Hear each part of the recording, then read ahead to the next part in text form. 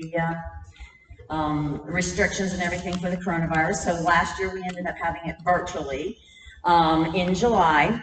And anyway, so this year we're actually being able to have it in person. So thank you very much for coming. We were trying to hold off a little bit until most people got in, and so we only have about 4 or 5 more people left to sign in. But we have a jam-packed agenda today, and we're already 9 minutes behind. So Brian, you have 1 minute.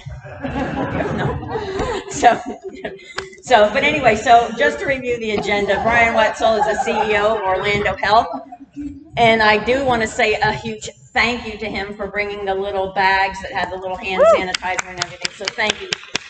And Dawn, where's Dawn? Dawn, she's back there.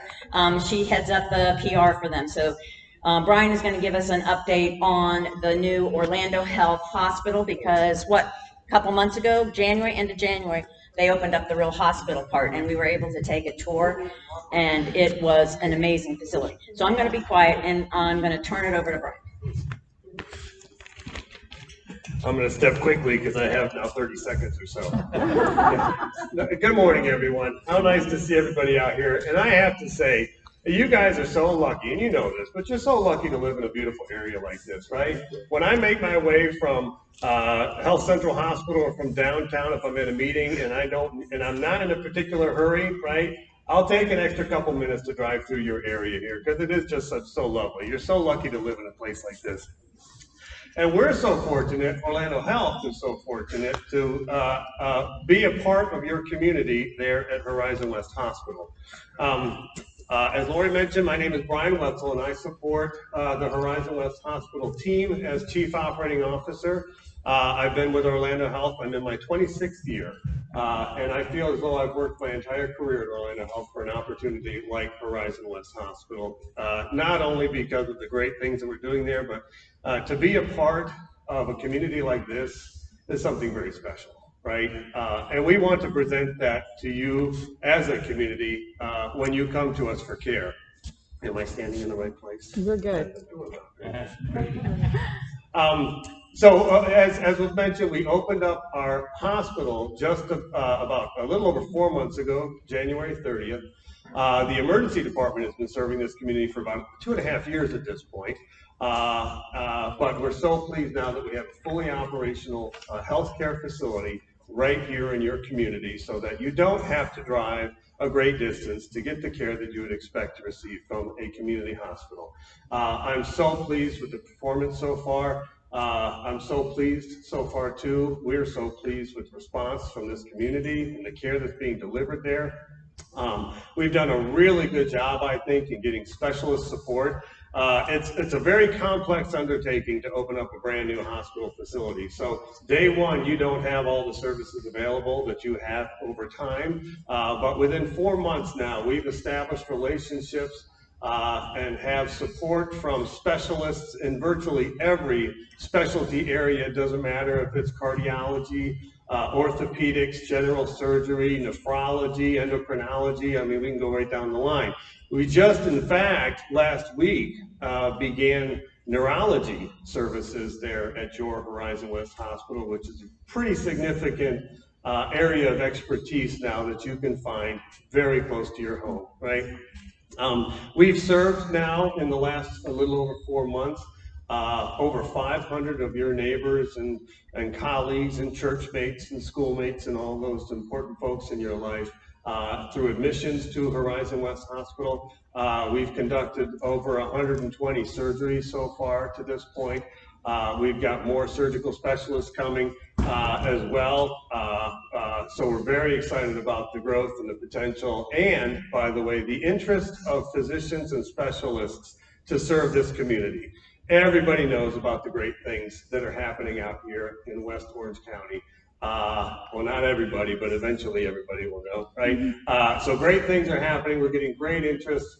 And one thing that I'd love to mention as I'm talking to groups like this is that although as a community hospital, there are and always will be limitations to what we can do right here for you, But what I want to reassure you of is that if you come to Horizon West Hospital for an issue that is too complex for a community hospital like us to manage for you, rest assured that a short 25-minute drive to the east, we have the services of our flagship facility at Orlando Regional Medical Center downtown, level 1 trauma center services. My goodness, the scope and scale of services that we have at our sister facility downtown are immense, right? So I want to reassure you of that. Of course, we also have the support and partnership of Winnie Palmer Hospital for women and babies, Arnold Palmer Hospital for pediatric patients. By the way, it's really interesting, maybe not so interesting when you think about the demographics out here, but almost a quarter of every patient that we see within our emergency department there at Horizon West is a pediatric patient.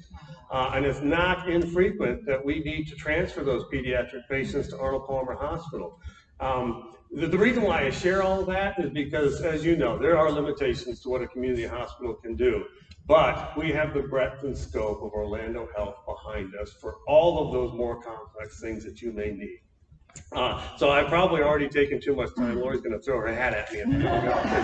But listen, I want to be a good neighbor to this community. Orlando Health wants to be a good neighbor to this community. I don't know if we brought my business cards or enough to go around, but if you'd like, I'd love to give you my cell number.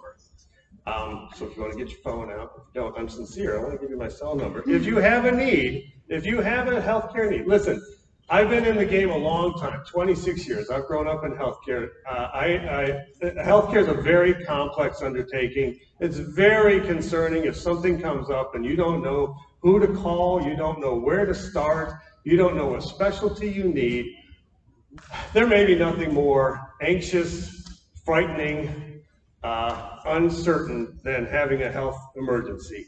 I want to be a resource for you. Orlando Health wants to be a resource for you, but I want to be a good neighbor to you. So my name is Brian Wetzel, Wetzel like pretzel, if that helps at all. It has my whole life. My cell number is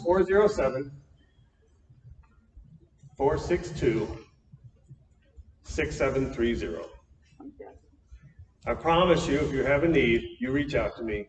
We'll get you where you need to be. Good? Anything else? All right. Thanks for the time, guys. Thanks to see everybody. Thank you.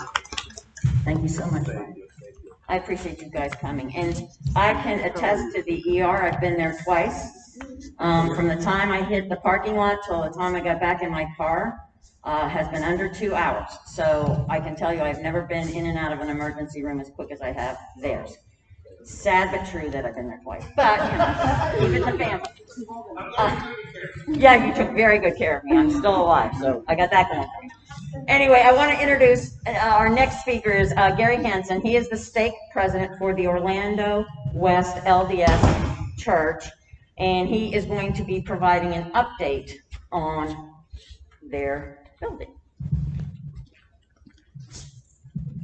Thank you, Lori. Thank you all.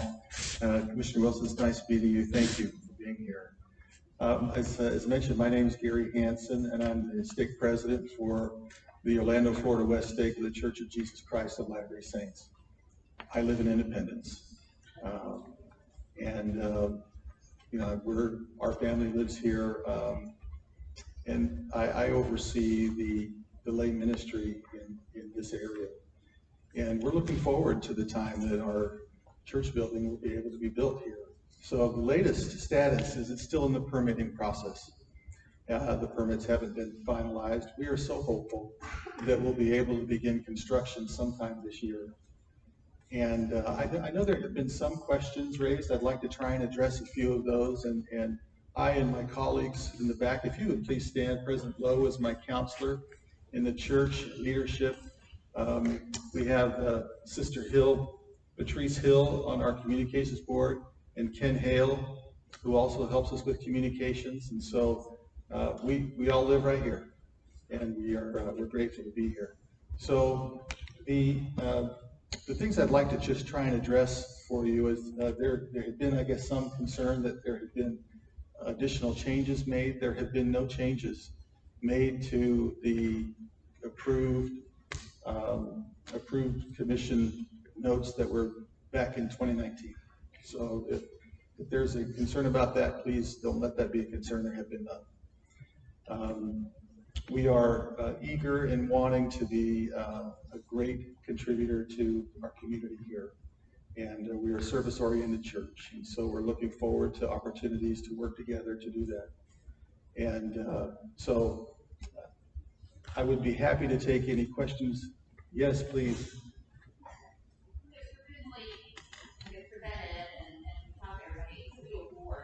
And then when I look at the application, the building application, it says it's going to be a safe, which increases the amount of traffic exponentially. But I'm curious, is this true? This is a stake center. That is true. And there are multiple wards that will meet in the stake center. So the way that the church is organized, there are wards and stakes. There in our area.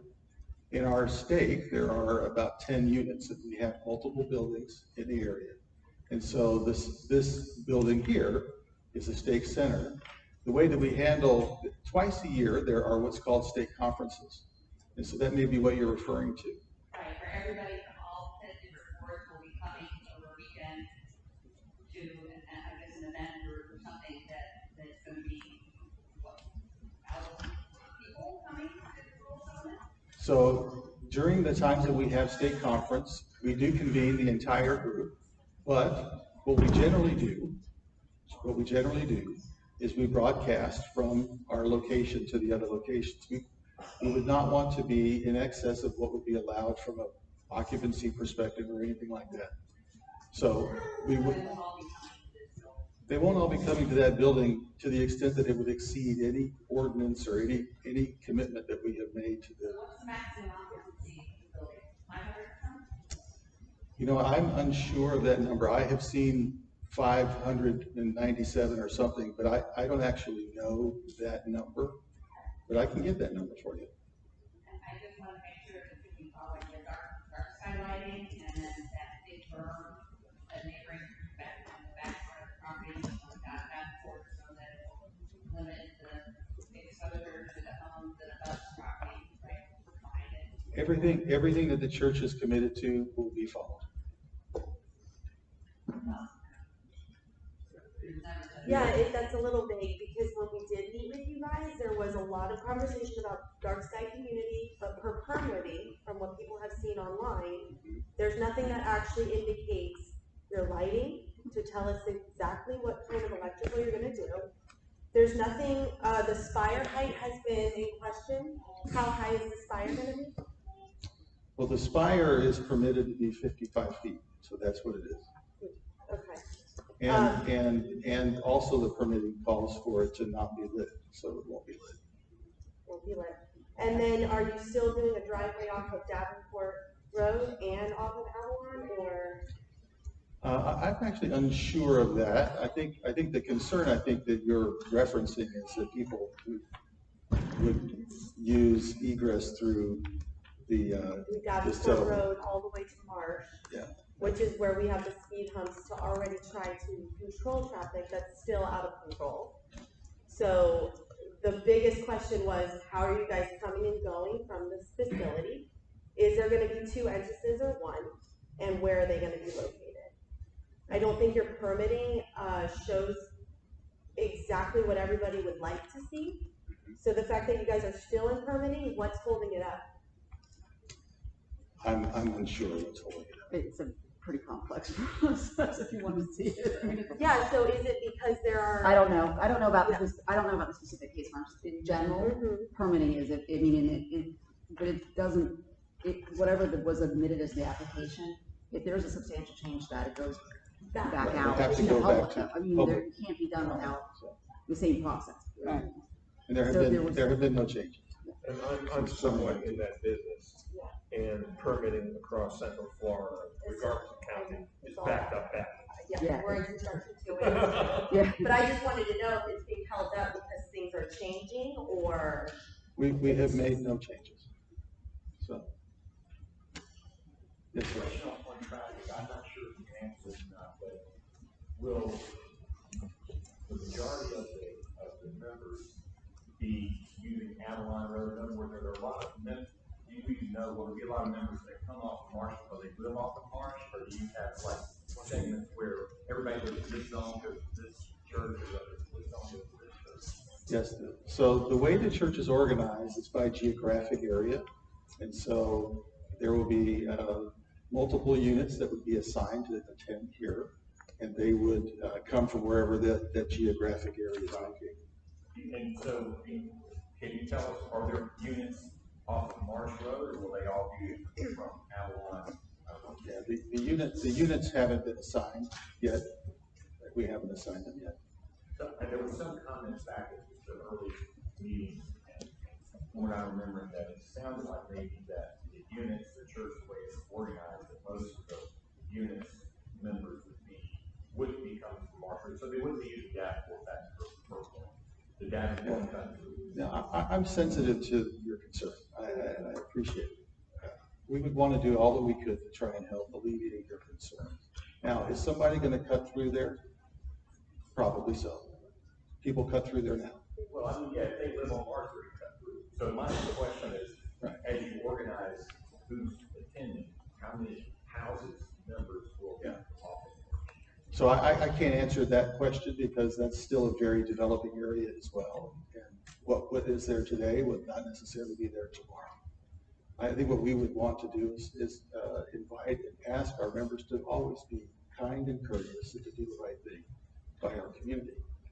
And so we will work with you. We'll work with you to try and make sure that we're living up to our commitments. Art, did you have something? 1 minute. Yes, ma'am. I'm hoping that you all can do something similar to what this church has done. This church has instructed their members not to go east on Davenport, to use Avalon. And I would hope that if you do have Marsh Road units or Lake County units, that you could instruct them to use Marsh Road all the way to Avalon, rather than coming through the neighborhood.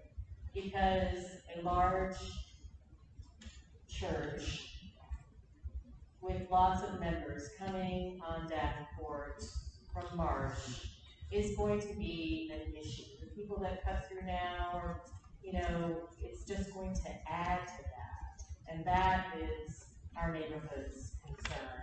We already have a huge number of cut-throughs, and we don't want to add to that. I understand. We'll work with the community to try and make sure that we manage that risk. I'm not going anywhere. My name's Gary Hansen. Okay. You like Brian said that. Yeah, I know. And your cell phone number. 407. Anyway, I did want to just reassure everybody here. One of the things when this had come up, Orange County said we cannot do anything about traffic on speculation. So once the church is built and once the services are there, then if there is any traffic mitigation, the church will be required to mitigate it. Making a right turn only on the Davenport, to my understanding, you have to have 2 entrances to a facility like that. One was on Avalon and one was on Davenport.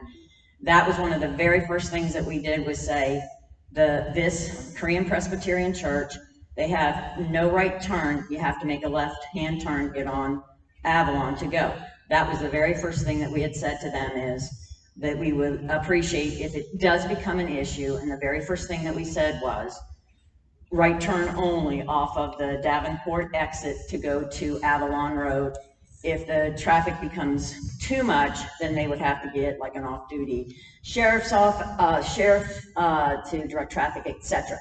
So those are things that we had already discussed, but again, until the church is actually built, the county said we can't make a determination until we know what the impact is going to be. And they were very willing. They wrote down all of the suggestions that we had. So, and like Gary said, they desperately want to be a great neighbor to this community, and we truly do appreciate it. So thank you. We have Lenore Spence here. She's a consumer advocate for the Florida Division of Consumer Services, and she is going to give a presentation, and she has handouts. So on schemes and products. Thank you, Lenore. Thank you. I've never heard such excitement about handouts. Hey, when you've been locked up for a year. That's true. Listen, I've been locked up with you. I understand.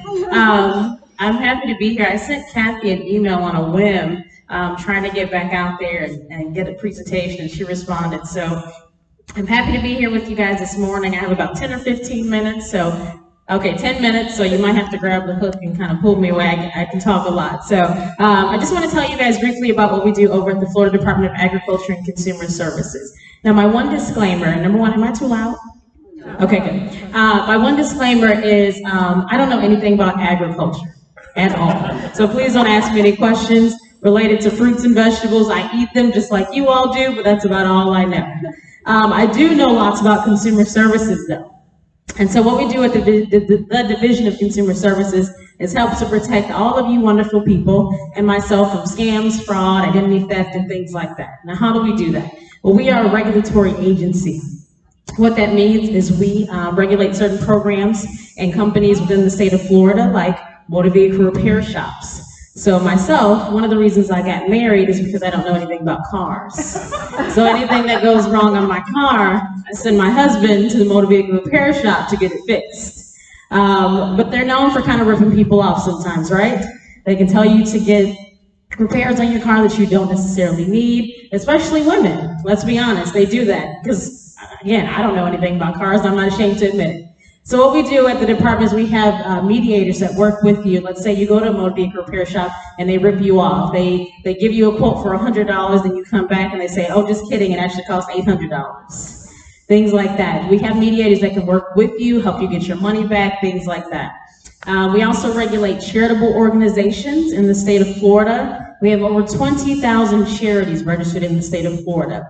And what those charities have to do is they have to submit audited financial reports to us every single year. And we compile that data and put it up on our website in a tool that we call Check a Charity. So let's say that you, Ms. Cheryl, you get something in the mail from a charity that you've never heard of.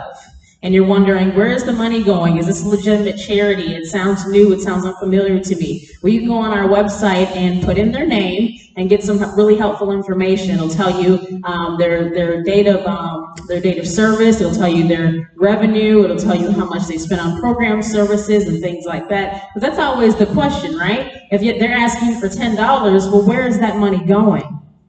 How much is going to the actual program? How much is going to the actual person that's calling you?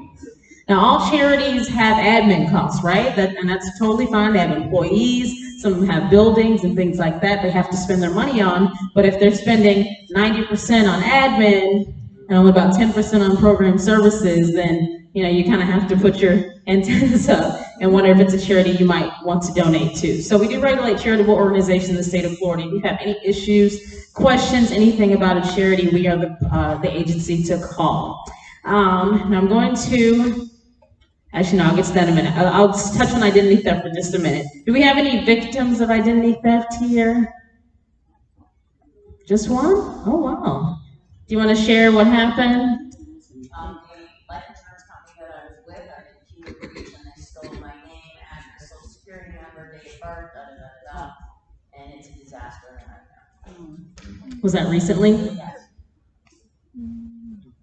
Identity theft is extremely common, as you know, and anyone can be the victim. But what? Yes, sir. Yeah, my wife and I were also victims. This is 7 years ago, and as a consequence, they used our credit card to purchase 7 cell phones, and we still get bills from collection agencies. They changed the name 5 different collection agencies, and we will not pay it. We pay everything else that's legit, but we had the Lake County deputy come to the gate, and we gave all the information, and we still get letters from collection agencies. Wow. And that was 7 years ago? Wow. Do you have any idea how they got your information? No, we can't figure that one out. But we don't have it. What I thought is, can't they simply access the phones that are being used and realize that they have absolutely no connection with us. There is no DeWitt on the force on there. So you got the DeWitt name over and over again, and it's not on there. And you contacted the cell phone companies as well? We And they can't do anything? We contacted the cell phone company, and they said the whole responsibility is on us Oh my God. to prove it. to prove it. So I actually tracked the person to Kissimmee that had taken the information, but the authorities did nothing. So we don't know how to go from here. Have you contacted the FCC? This is, I was just gonna say, yeah. Yeah, FDLE or the FTC, the Federal Trade Commission, I'm sorry. If you contact the FTC, it's the Federal Trade Commission, so that is what they do, is they, absolutely, yeah. So if you just Google it, you'll find all the information about it. And what they will do is they should be able to help you, since no one else has been able to, with identity theft and things like that. That's what they're there for, is to report those kind of things. I'm very sorry that happened. But it can happen to anyone. And like I said, you have no idea where they got your information. We all know that our information is public, right? We have this thing called the World Wide Web, and whether you want your information to be out there or not, it is out there. So the best thing really for you to do is to make sure that you are, number one, keeping that social security number as secure and safe as possible. But it's interesting because the Social Security Administration really could care less about your credit. You guys know that? They don't care. They care about your Social Security benefits. But, once a scammer gets that number, they can do anything with it. So really try to hold that tight to you. If you do have a problem and the local authorities won't help you, because that's usually the first thing we say is contact the local authorities, then also go to the FTC and FDLE, and hopefully they will be able to help you. And then one thing I want to touch on, I have a brochure about that, is childhood identity theft. Childhood identity theft is a thing. It's a real thing, because, I have children and I'm honestly not checking their credit reports. I mean, I don't think they're out shopping, right? But if someone got their Social Security numbers, unbeknownst to me, and they go shopping, then we'll have some problems later on. So what you can actually do, are you guys familiar with credit freezes and fraud alerts? Anyone not familiar? Okay, awesome. You can do that for children also. You can do that for anyone with a Social Security number. And it's, yes, sir? 2 minutes. Okay, 2 minutes. You can do that with anyone with a Social Security number. So I encourage you, if you have children, nieces, nephews, or what have you, call up the credit bureaus and protect their credit as well. You can put a freeze on their Social Security number. Okay, last thing I'm going to cover is it's in Spanish, is our Do Not Call program. Has anyone heard of it? Does anyone love it? Raise your hand if you love it. Does it work? No? Does it work? Of course, right? Yes? No? No? I've never heard that before. I have no idea what you're talking about. So the Do Not Call program was started some years ago simply because another entity that we regulate are telemarketers. There are certain rules that telemarketers have to follow. They can't call you before or after a certain time period. And if they call you, you say, hey, I'm on the Do Not Call program, don't call me back, then we can post fines on them. Why does the program not work? Well, who are you guys getting calls from? Extended warranty. Spoofers, these are scam artists. We don't regulate scam activity. We don't. This illegal activity is not something that we can regulate. We can't tell them no and fine them because they're not following the rules in the first place. So the number one question I get is, what can I do? Well, number one, every cell phone company actually has a spam blocker that you can download. They just don't advertise it. Don't ask me why, because I have no idea. But they actually do have spam blockers. Verizon, AT&T, T-Mobile, they all have spam blockers that you can download for your phone. And what will happen is when you get a call, it'll come up and say something like potential spam blocker, or I blocked so many calls, things like that. So if you go to your app store on your phone and you just type in robocall, or if you call, AT&T, Verizon, or what have you, and ask them about it, they'll say, oh yeah, here's the app, here's what it's called. Why they don't advertise it, I don't know. I have one on my phone. And it does work. I get calls that come up potential spam, but real quickly, I don't get a lot of calls. Anybody know why? No? Do I have a fake number? No. My age. Scammers target who? Seniors. Scammers target seniors. So, so please be mindful of that and please be careful.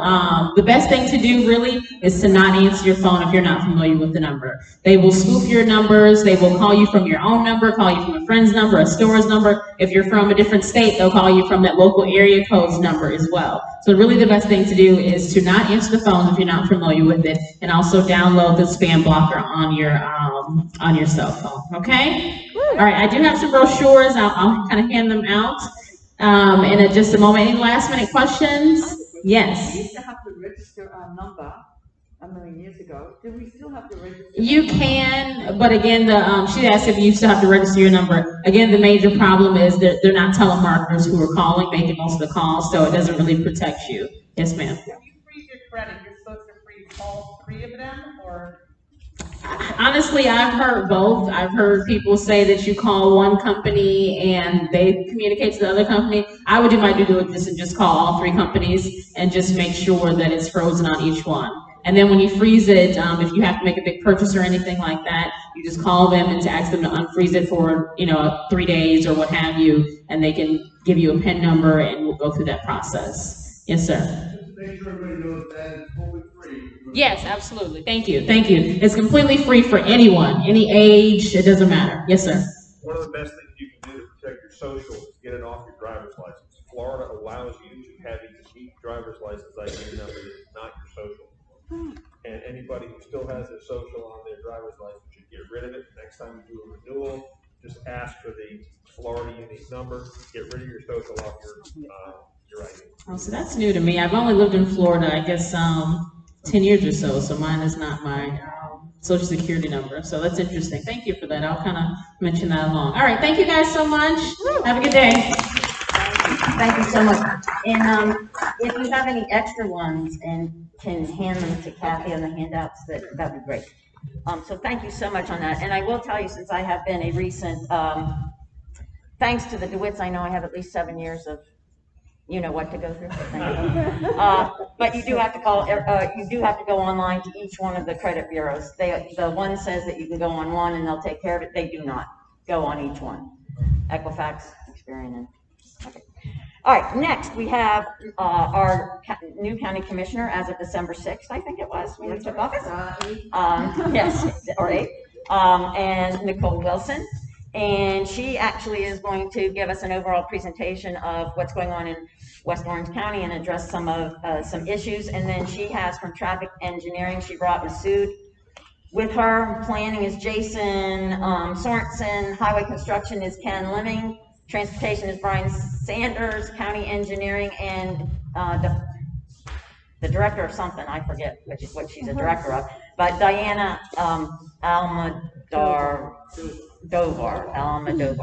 And all of the questions that, thank you. And all of the questions that were submitted, we have, I did get over to, and I should introduce Lee Perry. Lee Perry is a senior aide for Commissioner Nicole Wilson.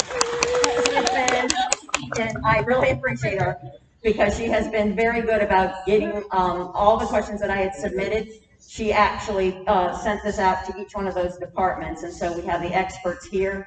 You can see some of the information that they have, and I have requested that if they could send us their presentations, and so once we get all the presentations and everything, we'll email it out to all the membership so that you actually have them. So I am turning it over now to our commissioner. Thank you. Thank you so much. I am so grateful. I'm going to really quickly before I dive into my part thank Lee also. She does the job. I always am amazed. The mayor has it feels like 100 people.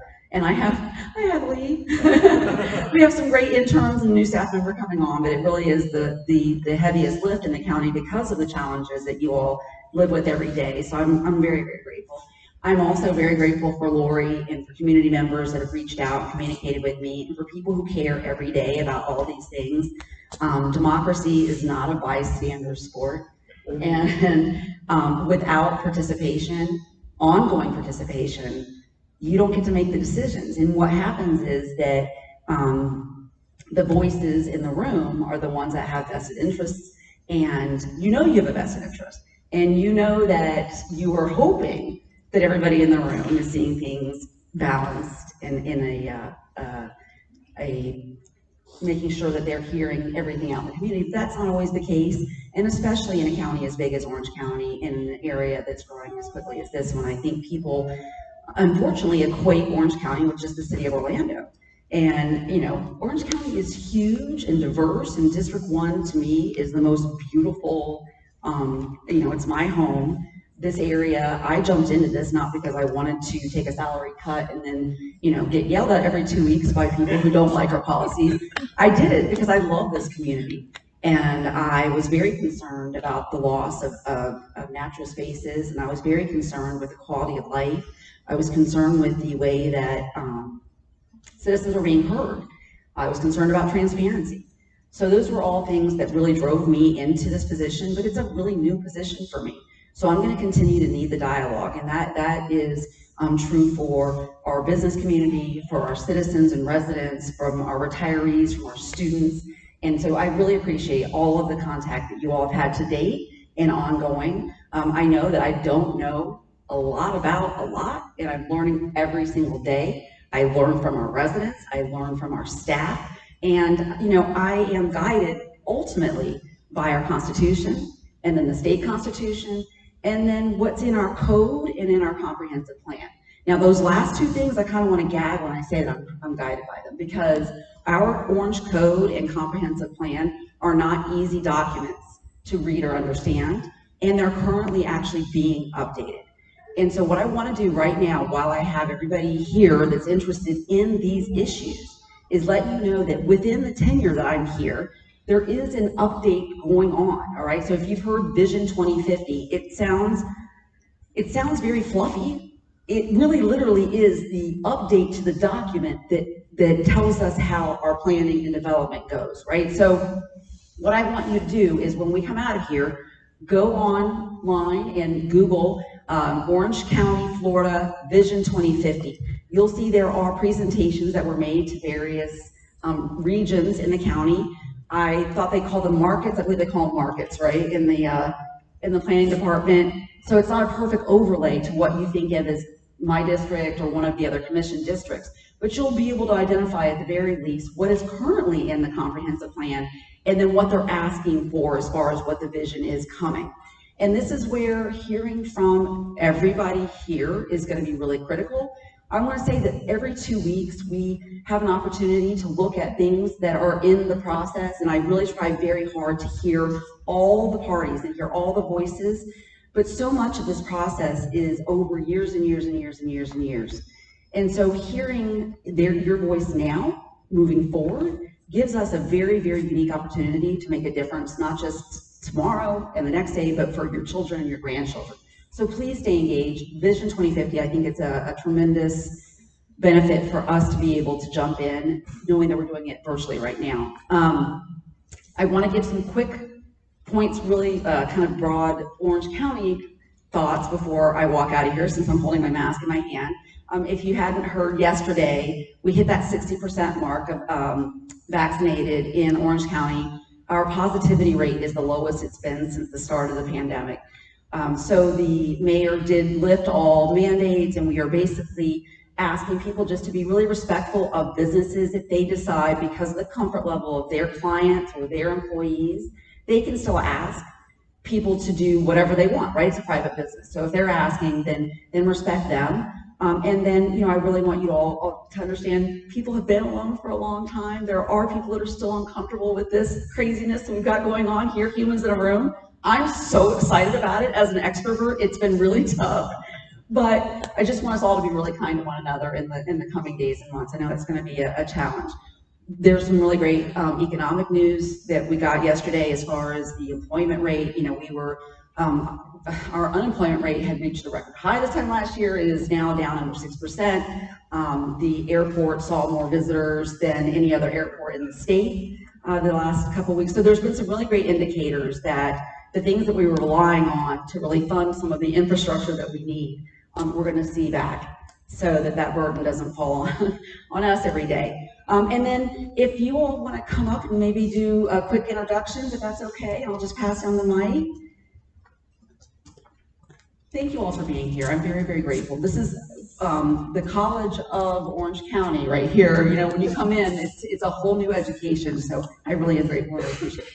Thank you, Commissioner. I'm Brian Sanders with Orange County's Transportation Planning Division. I'm Jason Sorensen with the Orange County Planning Division. Masood Mirza, I'm Chief Engineer Traffic, Orange County. And my name is Ken Leeming. I'm the manager of the Highway Construction Division for Orange County. I am Diana Modovar. I'm the Deputy Director of Public Works Department with Orange County. And I'm a District 1 also resident, so I am here as part of you all. Like, we're number one. You are going to be asking questions, right? I'm sure what the lineup is. Does it matter? Do you all have a preference? Can we just go? I have a feeling. Well, no, I have a feeling there are going to be questions that we'll all need to jump in on. So let's just go ahead and jump in. So I think because I think so many of the questions came from. All right. Okay. Good morning, everybody. Okay, like I said, my name is Masood Mirza. Masood Mirza. I'm Chief Engineer Traffic Engineering, and today I'm gonna talk to you about what we do in traffic engineering to help the community and to the developers, and what is our approach. And then I'm going to go over a little bit about my staff and other details, but I won't take too long. And then finally, I have some questions which were given to us by you guys, and then I'm going to go over that, and then I'll take the questions from any of you who would like to. Probably I may not be able to answer all the questions right now, but I will give you my contact information. You can always contact us through 311, or and that is the best way to reach any of the departments, or not just we are here. Any of the departments you can call 311. They have the direct information to all the departments and the divisions, and your calls and your request goes directly to those individuals. Then definitely you can follow up with Commissioner's office. This way, they are also in the loop. But because what happened is sometimes on the weekend or after hours, if you call Commissioner's office, we are not in the office, or if you call me, I'm not there. But we have 311, and those are very professional people. They are always helpful. They will take that information and they will convey it depending on the emergency for immediate action. So 311 to me is the best way to contact all the departments in the county. And just to reflect on that, or to reiterate, and I probably could just, I'm so loud, I could just, in order to be able to make sure that we've triggered everything we can to get the answers, or if there's a study that needs to start, or whatever the official line of action is, that 311 can get us started. We are certainly always available, but I know I made myself and my personal email and my Facebook and all that really, really open, and I want to continue to keep it open. But the best way and quickest way to get a case, a specific issue in the pipeline for resolution, is to come through 311 or an email to staff or to my office. So that's just to back that up. All right. Thank you, Commissioner. Okay. You have to tell me if do I have to be in the... You're right in center, okay. baby. All right, because I move a lot,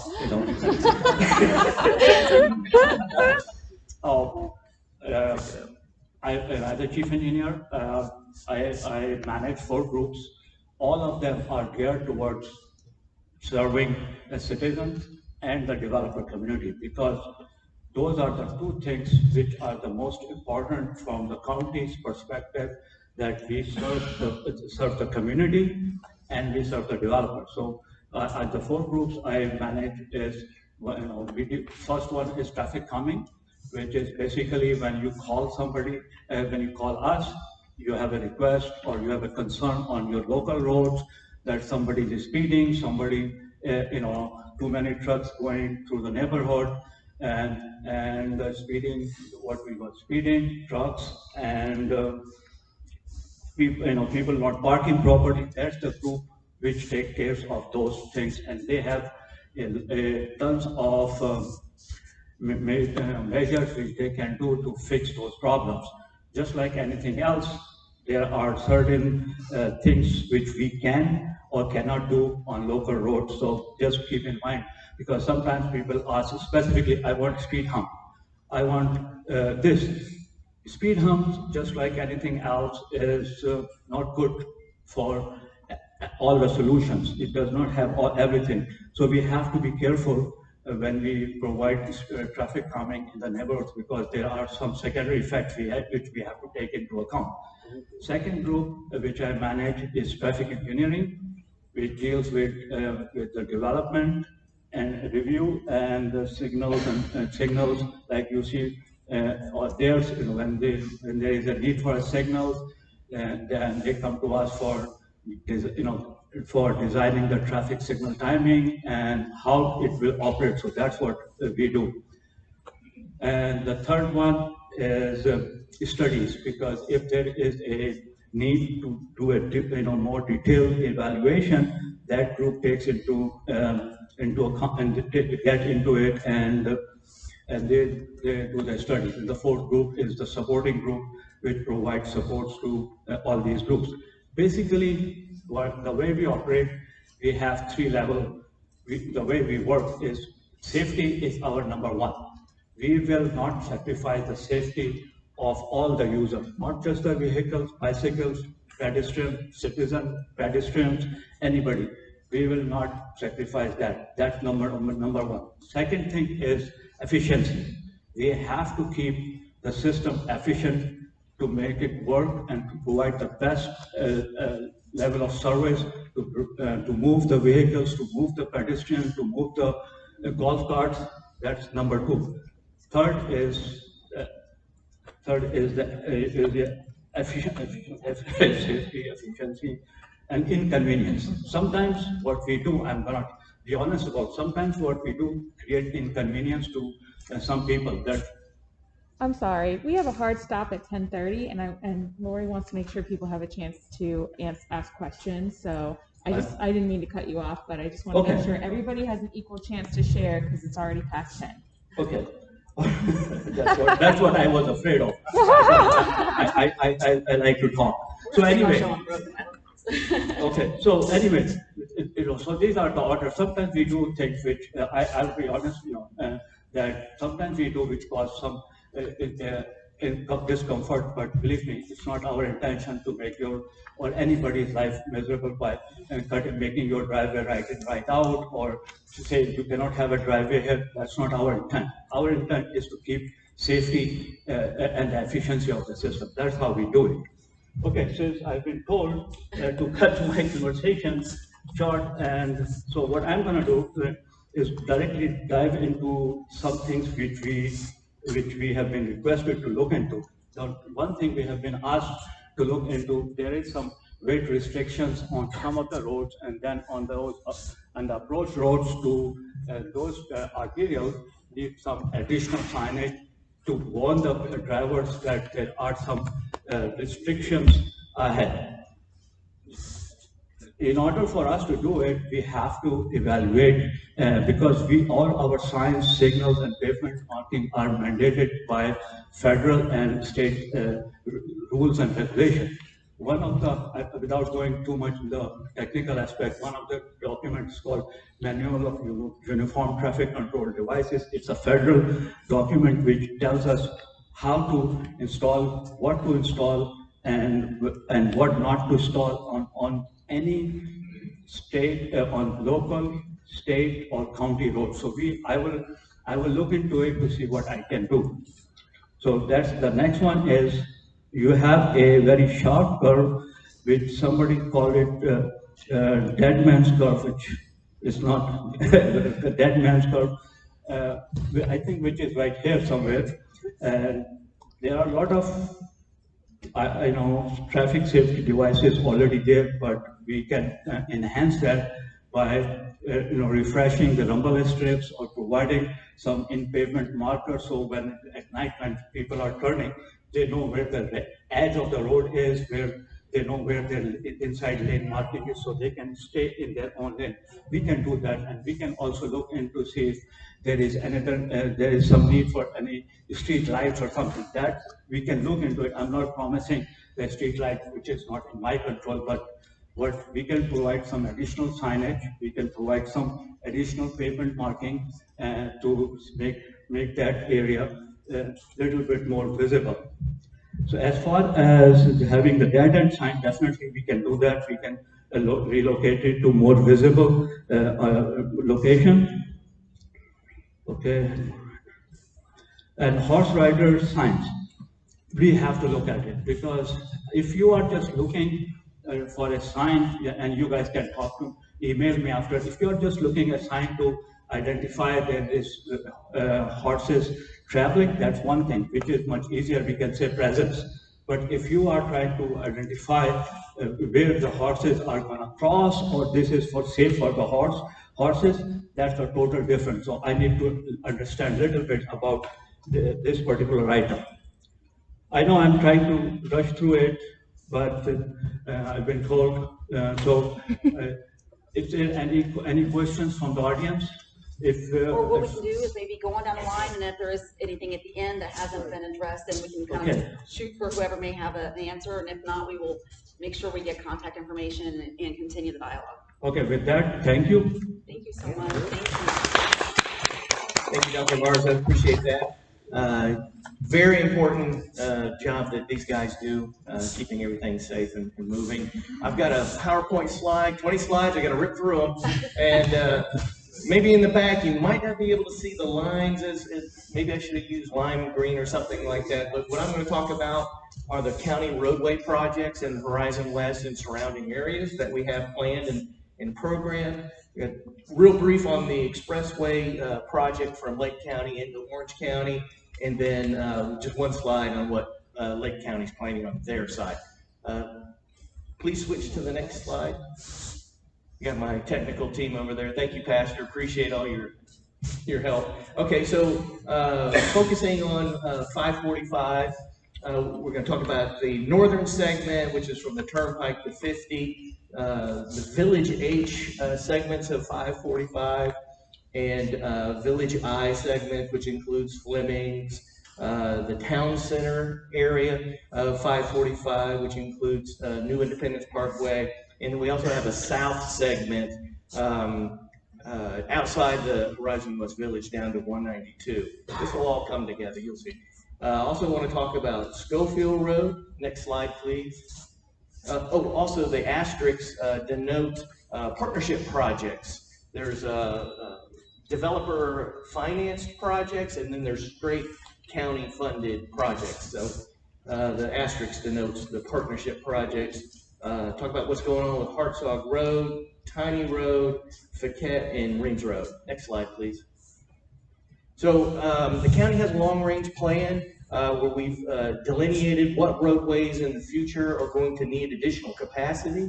And in the Horizon West area, we've delineated even further that requires the property owners to participate in these projects. And so large tracts of land are being developed out here. It's a great opportunity for developers to finance these roadway projects and get impact fee credits for their permitting. So it's a clever way. Smarter people than me established this years ago. As permits come through, we flag them. We create these agreements where the developer is responsible for the production phases for the roadways. And as they complete those incrementally, they get those impact fee credits, and they're able to put rooftops and commercials in the ground. So it's kind of a structured way of making sure that the roads are keeping up with the development. And that's always been a big thing that we've heard. Next slide. You've seen further south in the Village H area. This should be very recognizable. It's a 4-lane product with a median in the middle, multi-purpose path on the outside, off of the roadway, and a sidewalk on the other side. Streetlights will be coming with it as well. So that's the typical package that's going to be constructed all along 545 and on these other roads I'm going to talk about as well. Go ahead, next slide. Yeah, okay. So the first segment is up on the north end from the Turnpike to 50. This is a project that was part of an agreement with the City of Winter Garden. There's 3 segments that go all the way down to Tilden. So this is our segment. We've done the study. We're in design right now, and the design will be completed at like spring of 22. Right-of-way acquisition. It was a narrow right-of-way to begin with, from 2022 to 2024, and anticipated construction 2024 to 26. Now, disclaimer, you know, if another recession comes along, or I just need to put those disclaimers out there. These are anticipated time frames, especially when you get way out in construction.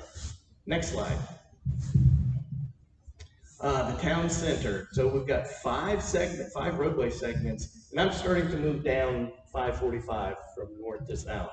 A public-private partnership, 4-lane widening from Schofield up to McKinney. There's 5 segments, like I mentioned, which also includes New Independence Parkway. From Schofield north, we've had that under study for a little while. We're working on the access management. We're working with the design speed, bringing that down because it's going to be a little more intense in that area than further to the south. There'll be public meetings that we'll be holding, somewhat just like this, and show you our progress along the way before we get into the hearings at the Board of County Commissioners to allow us to go to design, right-of-way, and construction on these projects.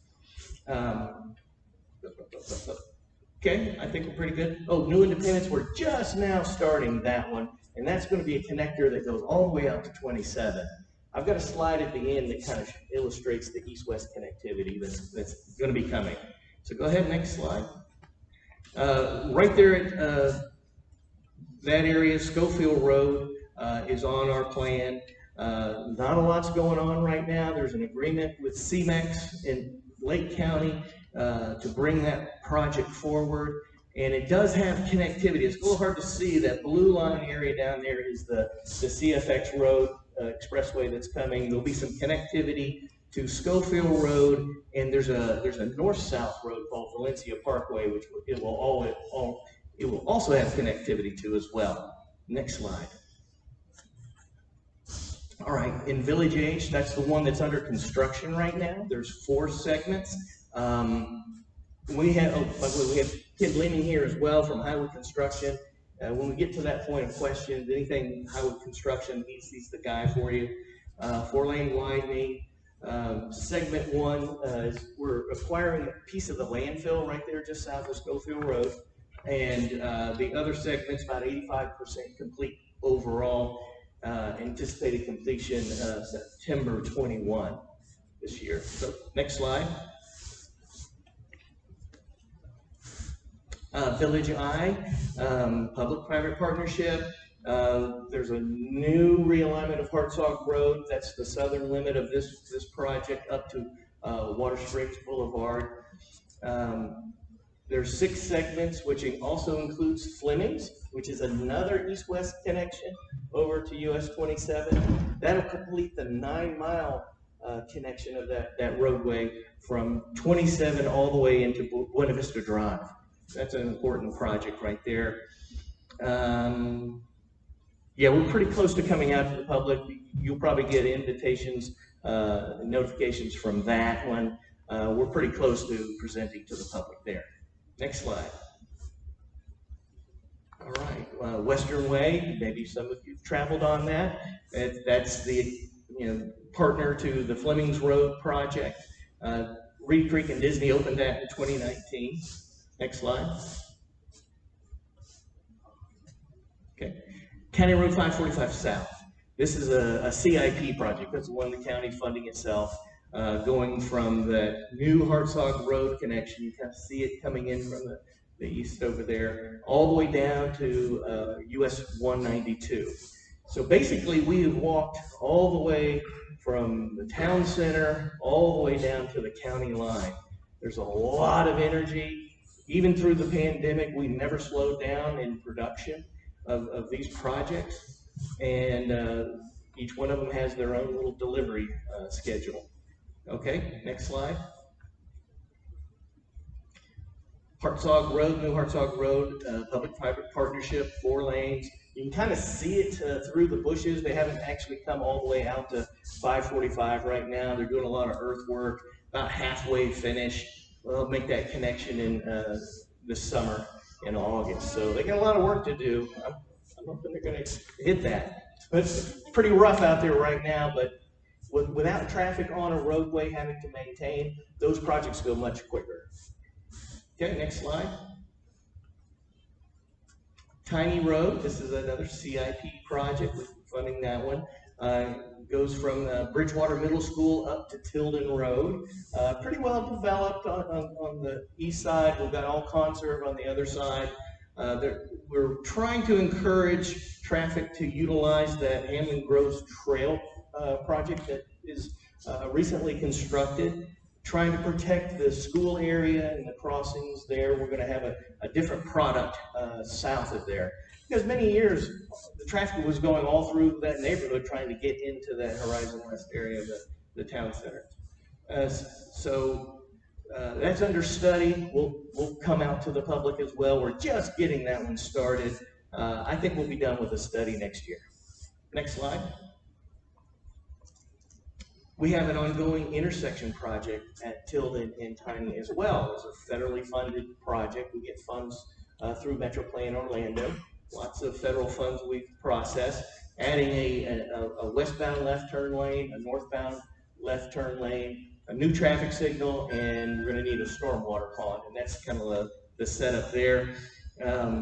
We will be acquiring right-of-way through the rest of this year, and then construction starting next year for that improvement. Next slide, please. Okay, Fiquette Road. Couple of ways of pronouncing that, folks. Did I do it right? Fiquette versus Fiquette. Good. 4-lane widening. We wanted to be sure that this project was ahead of the Reams Road project because we need to get that intersection done. That is the focal point of that whole project there. The design, this winter sometime they'll be finished with the design. They've got to acquire right-of-way for the roadway and the ponds. It's a very challenging area. There's a lot of floodplain in there. There's a lot of swampy areas, so it's going to be a challenge. And then construction in 23 to start. Next slide. Reams Road. Another widening project we had done further to the east. We had completed that one. This continues around the clock, kind of creates a loop there. Design underway. Later this year, we'll be done with design. Right-of-way acquisition, we need more road and pond sites, and then construction in 24. Next slide. Expressway Authority project. 5 miles. The project development and environmental was done in 19. That sets the stage. That's the same thing as like my studies for the roadway. Design is underway and completion of that in 2021 for the design. That's as far as they're giving us. Next slide. Oh, connection to US 21. I mentioned the interconnects with Schofield Road and Valencia Parkway as well. And this is my last slide. It kind of gives you an idea of the additional east-west connectivity that we so desperately need. I value east-west roads 3 times as much as north-south. We just don't have enough of them. So Lake County sector planning had developed the road network on their side. I talked to a gentleman earlier about 455. That's that north-south road. I thought he was talking about way up in Apopka, but so they've got a network on their side. We've got a network on our side. When you put the 2 land uses together, it makes a big heart. So this should help with any cut throughs that we're currently having. Right. Yeah, there's going to be plenty of challenges though. We're working through a lot of that right now, and we'll save questions for later. I think we're gonna kind of introduce Ken here just real quick, and Jason. Thank you, Brian. In the interest of time and to be respectful of the need for the venue, I just wanted to say that we've been working on Avalon. The section is under construction, and there are some pictures of.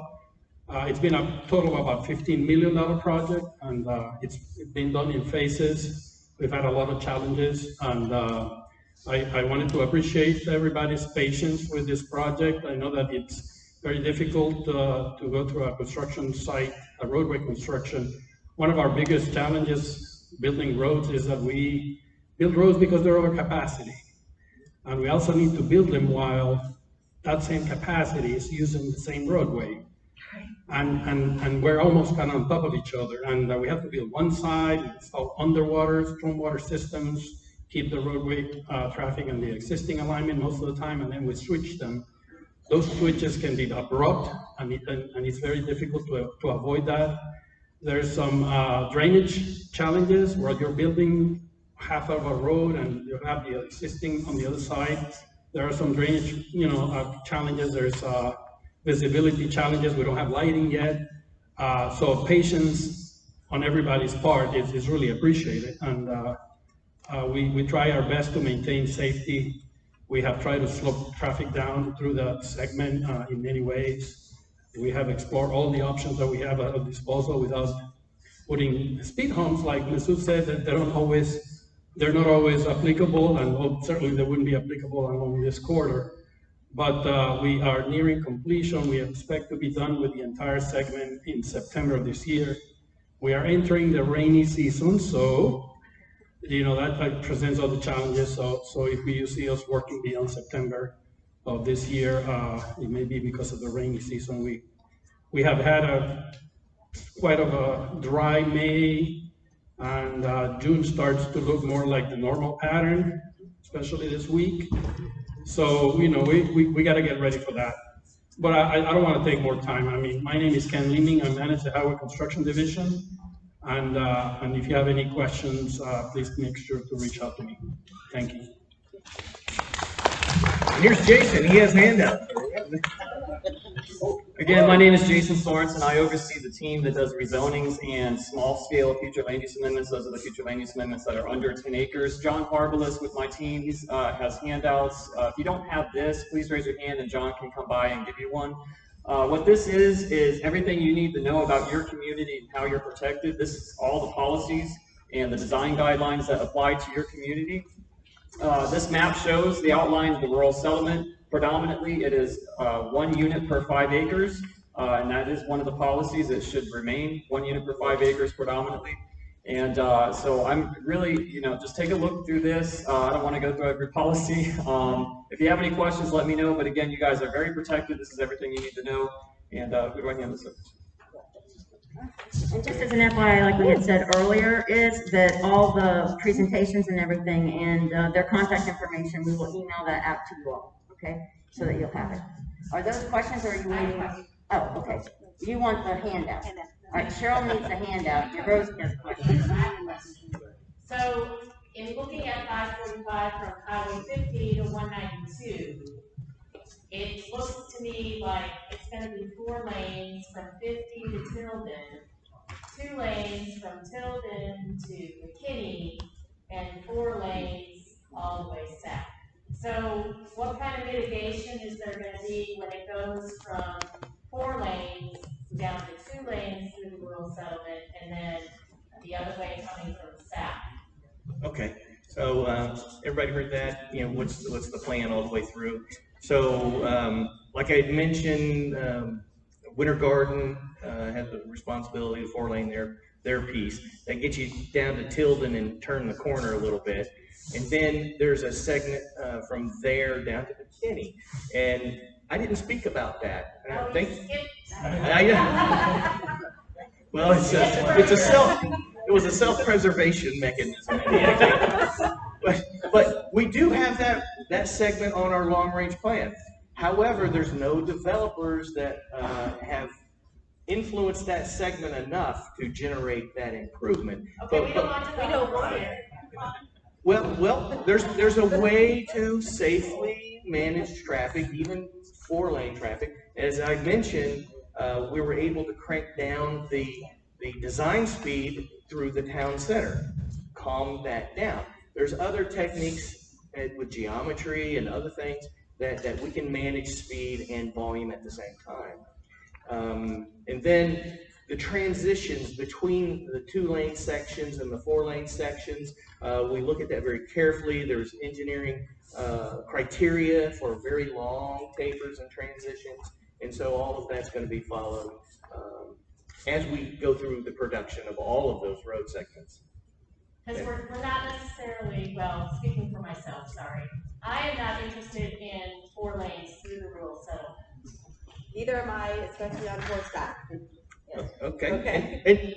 And we can look at all those things as well as we go down the road. But that could be years and years down the road. Probably, maybe even beyond my retirement, which is about 6 years from now. So I think we're all hopeful that the east-west, all the east-west stuff that's going in is going to alleviate the traffic in our area. I am too.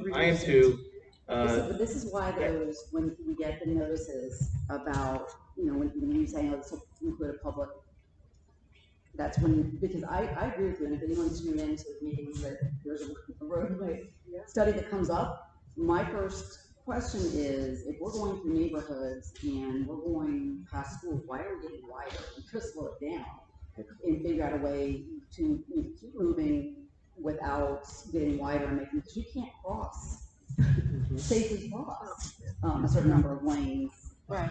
And listen, horseback aside, right? Like if you're just a person in a wheelchair, or, once we add those lanes, to a certain extent in a residential area, you've built an island of a neighborhood.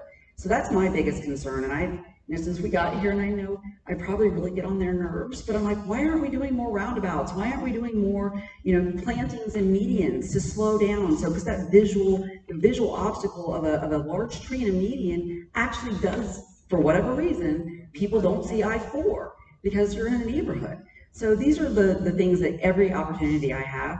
But when we get notices for those public meetings about any of the extensions or projects, we will be in touch again and again and again. Sometimes I think the ones that come out, that they're a little dry, and so if you get it, call. We'll go through it and decide, exactly specifically who to grab in staff to get the answers. Yeah, I think that our community, it's a neighborly community, and a lot of people think, oh, it's just elderly people that live out here, sorry to say. But there's a lot of new families that are out here now with children. Davenport Road, there's kids playing outside all the time in that area. There's kids that want to ride their horses to be able to cross the road. So we still need people to understand that this is still a neighborly community where we want to still be safe. Yeah, we love those challenges, and we try to work all of those out during that roadway study. And all the issues, bring them to me, and we'll start figuring them out together and come up with a solution, hopefully that everyone can work with. Let's move on. Yes, ma'am, you right over here, and you right back there. So it wasn't me. Oh, right behind you. Oh, okay. Sorry. I just wondered if you realize that our area is the only 55 mile an hour zone on 545. Yes, I recognize that, and we had to take a good look at how we come out of that town center. We're looking at a design speed of 40 miles an hour, which means it should be posted 35, depending on the context, and that's what we're banking on there, is using that context and the curvatures. But then we need to step it up as you go north and step it down as you go south in terms of the speed limit. And we've got methods and signage and processes that handle that. Right here. No, you're fine. So I know Metro Plan has long-range plans that include rail and stuff all over Central Florida. Has there been any recent talks as Wintergarten is continuing to grow about adding transit, adding rail, any of that to the area? Every chance I get, I talk about it. Listen, I want to take a train. I used to work in Metro Plan, so I want to get on a train to go down to the administration building. That's why I don't want to sit in my gas guzzler, and I want to, if I have to be in one, I want it to be an electric car, and I want it to have EV ready roadways. So those are conversations every day. And yes, it's funny, I'm an alternate for Metro Plan because I think they're like, we'll just warm her up to this.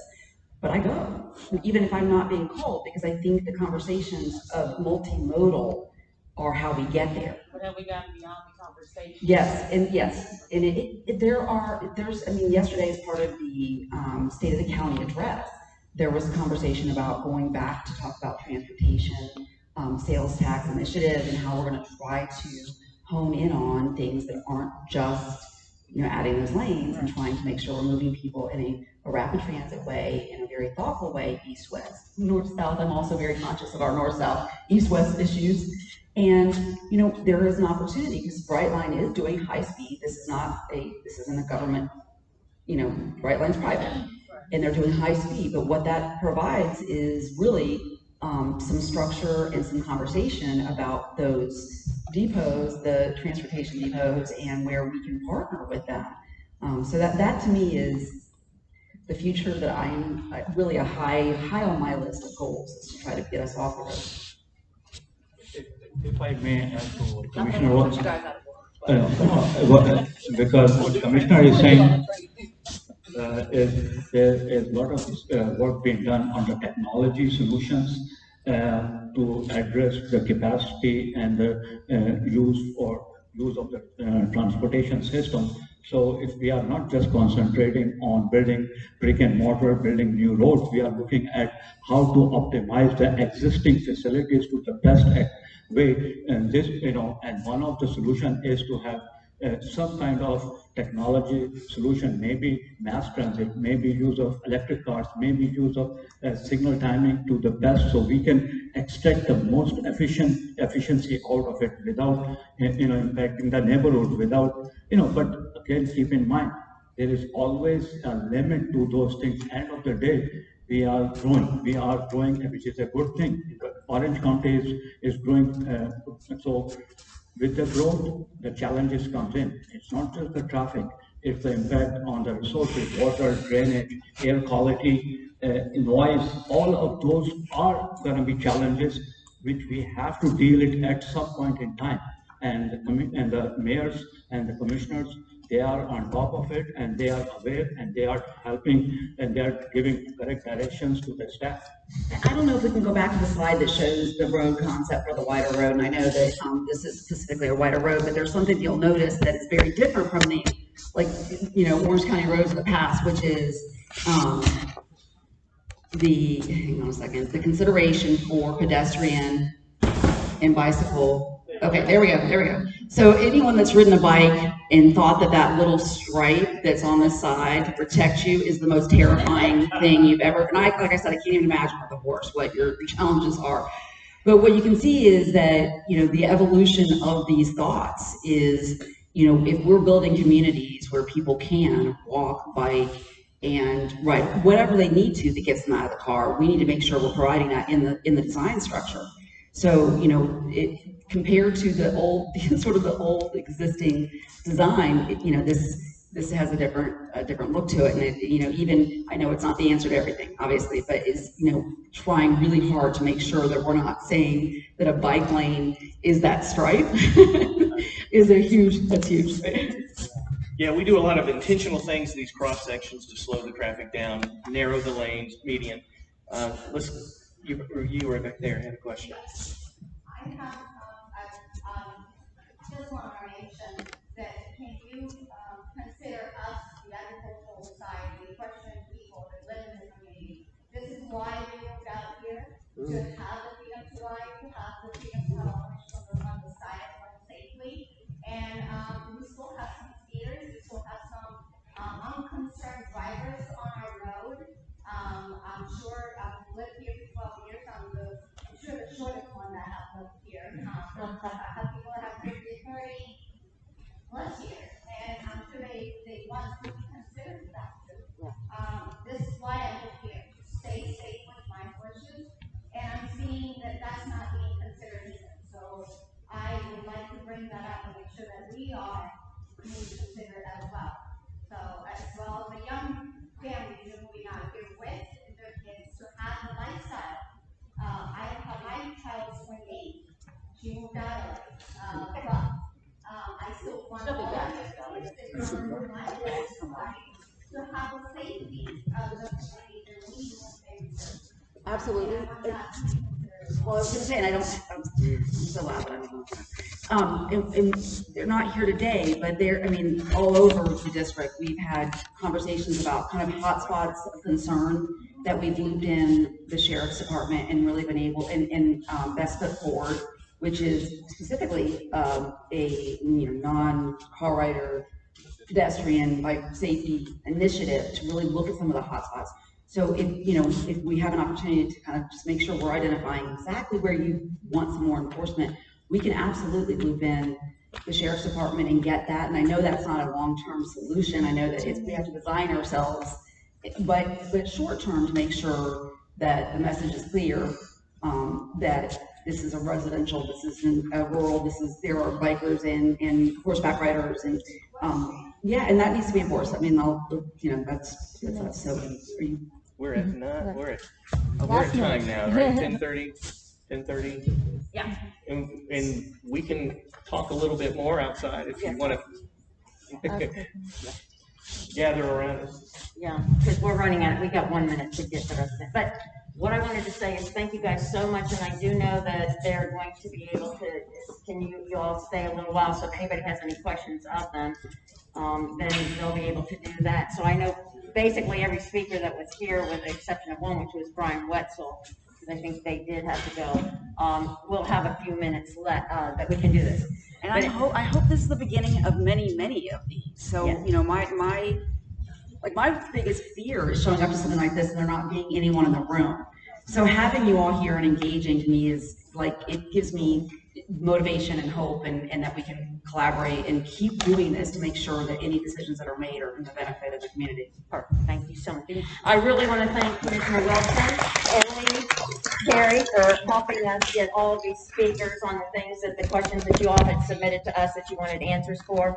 We submitted those and that's why these folks were here. So in our next year's meeting, hopefully we'll be able to do it in April, because I get that it was really tough to get on the commissioner's schedule. We had worked for a long time. So hopefully next year it will be generally easier. Yeah, I think I'm going to call Lee on Monday and get it on the calendar already. But anyway, all right. So we have two pieces of business left. One is the treasurer's report, and then the